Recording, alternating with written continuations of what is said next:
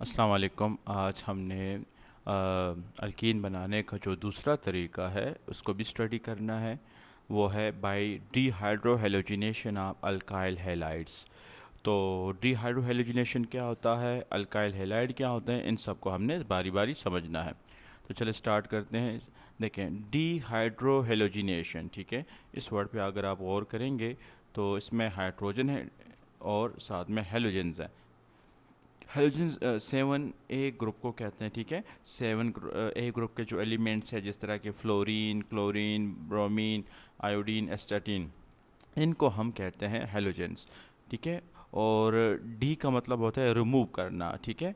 तो हम क्या करेंगे, हम एक अल्काइल हैलाइड में से एक छोटा सा मॉलिक्यूल रिमूव करेंगे जो कि हाइड्रोजन और हैलाइड एटम पे मुश्तमिल होगा। हैलाइड मतलब जिस तरह फॉर एग्जांपल क्लोरीन हो गया, इसी तरह आयोडीन हो गया, HI, ठीक है। या ये मॉलिक्यूल छोटा सा, या ये, या एक और, या ये, ठीक है। कोई भी हेलोजेंस अगर मौजूद होगा तो उसको भी हम रिमूव करेंगे। तो इस डी हाइड्रोहेलोजिनेशन कि कहते हैं removal of hydrogen atom and halogen atom. Halogen atom जो है ना, वो ज़्यादातर जो होते हैं वो क्लोरीन, ब्रोमीन और आयोडीन होते हैं, ठीक है। ज़्यादातर यही होते हैं। बाकी फ्लोरीन और ये एस्टाटीन, ये दोनों हम इस्तेमाल नहीं करते, ठीक है। अच्छा, अब अल्काइल हैलाइड क्या होते हैं। अल्काइल अल्काइल आपको पता है, ये जो है ना, मीथाइल, इसी तरह ये ईथाइल, 2 कार्बन वालों को ईथाइल कहते हैं, 3 कार्बन वाले को प्रोपाइल कहते हैं, ठीक है। और हैलाइड तो मैंने आपको बताया, क्लोरीन, ब्रोमीन, आयोडीन, ये सारे हैलाइड है। फॉर एग्जांपल देखें ज़रा, methyl chloride, CH3Cl, methyl chloride. अगर ब्रोमीन लग जाए तो फिर होगा मीथाइल ब्रोमाइड, ठीक है। अगर आयोडीन आयोडीन लग जाए तो हम कहेंगे मीथाइल आयोडाइड, ठीक है।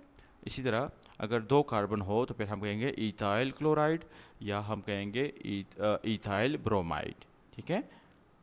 तो ये इस तरह जनरली हम इनको कहते हैं अल्काइल हैलाइड। ये इसकी एग्जांपल्स है, ठीक है। 4 एग्जांपल्स मैंने आपको दी है, आपने इससे इसको समझना है। अच्छा, अब अल्काइल हैलाइड की डीहाइड्रोहेलोजिनेशन के लिए हमने क्या क्या कंडीशन रखनी है।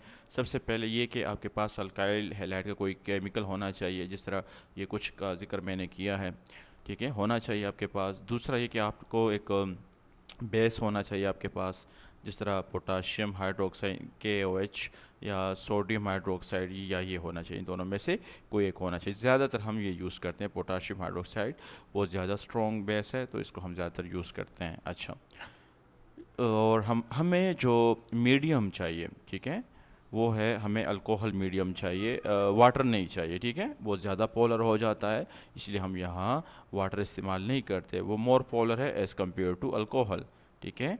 अल्कोहल फॉर एग्जांपल एथानॉल हम ज़्यादातर यूज़ करते हैं, ठीक है, एथानॉल। ऐसे सॉल्वेंट सॉल्वेंट क्या करता है, चीज़ों को अपने अंदर हल करता है।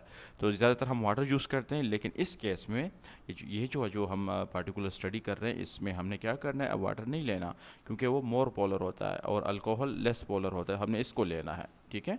अच्छा, ऐसे सॉल्वेंट, तो ये 3 कंडीशन है हमारे पास। इसके अलावा थोड़ा सा हीट अप भी करेंगे, ठीक है।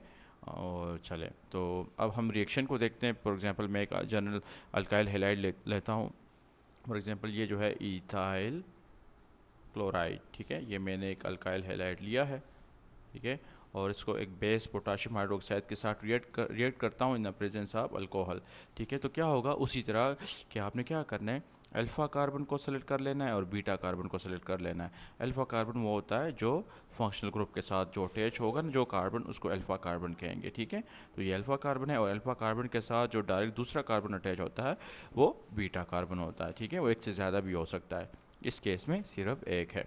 अच्छा, तो आपने क्या करना है, आपने अल्फ़ा कार्बन से ये फंक्शनल ग्रुप निकालना है, ठीक है, ये वाला, यहाँ से ये बांड तोड़ देना है। और दूसरा जो बीटा कार्बन है उसमें हमेशा आपने हाइड्रोजन निकालना है। आप देख सकते हैं बीटा, यहाँ पे बीटा हाइड्रोजन के पास 3 हाइड्रोजन है, तो मैंने एक निकाल दूंगा यहाँ से, ठीक है। तो फिर क्या होगा, फिर अल्फ़ा और बीटा कार्बन के दरमियान डबल बांड बन जाएगा, ठीक है। तो ये अल्फ़ा कार्बन Cl के साथ बांड तोड़ेगा और बीटा कार्बन हाइड्रोजन के साथ बांड तोड़ देगा और आपस में डबल बांड बना लेगा। तो आप देख सकते हैं ये अल्फ़ा कार्बन है और ये बीटा कार्बन है। अल्फ़ा कार्बन के साथ क्लोरीन अटैच नहीं, ये चला गया है, ठीक है। और बीटा कार्बन को देखें, उसके साथ पहले 3 हाइड्रोजन थे रिएक्शन से पहले, और अभी इसके पास सिर्फ 2 हाइड्रोजन, मतलब एक निकल गया है। तो अल्फ़ा और बीटा के दरमियान हमेशा डबल बांड बनेगा, ठीक है। अच्छा, साथ में और भी प्रोडक्ट बनते हैं, पोटाशियम क्लोराइड बनता है और वाटर, ठीक है, ये भी बाई प्रोडक्ट के तौर पर बनते हैं। अब ये इसमें चूँकि ये अल्कीन है जिसमें 2 कार्बन है, तो इसको हम कहेंगे ईथीन, ठीक है। अच्छा, अब मैं देखें आपको मज़ीद समझाने के लिए एग्जांपल मैंने लिखा है, इसको हमने हल करना है। तो देखें, सबसे पहले आपने देखना है कि फंक्शनल ग्रुप कहाँ है। ये आपका फंक्शनल ग्रुप है, इसके साथ जो कार्बन अटैच होगा वो अल्फ़ा कार्बन, अल्फ़ा कार्बन के साथ जो कार्बन अटैच होगा वो बीटा कार्बन होगा, ओके। अच्छा, अब मैंने क्या करना है, मैंने अल्फ़ा कार्बन से ये क्लोरीन निकालना है और बीटा कार्बन से हाइड्रोजन निकालना है, ठीक है। तो क्या होगा, ये जो ये वाला कार्बन है जो तीसरे नंबर पे, इसको कुछ नहीं करना हमने। आप देखिए, बीटा कार्बन में से मैं एक हाइड्रोजन निकाल लेता हूँ, ठीक है। तो वहाँ और अल्फ़ा और बीटा के दरमियान मैंने डबल बॉन्ड बना दूँगा, ठीक है। साथ में बन जाएगा KCl और प्लस वाटर, ये बन जाएगा। तो आप देख सकते हैं ये अल्फ़ा कार्बन है और ये बीटा कार्बन है। अल्फ़ा कार्बन से मैंने क्लोरीन निकाल दिया, बीटा कार्बन से हाइड्रोजन निकाल दिया और अल्फ़ा और बीटा के दरमियान मैंने डबल बॉन्ड बना दिया है, ठीक है। तो इस तरह आपने इसको हल करना है, बहुत इजी है, बस थोड़ा सा तवज्जो चाहिए।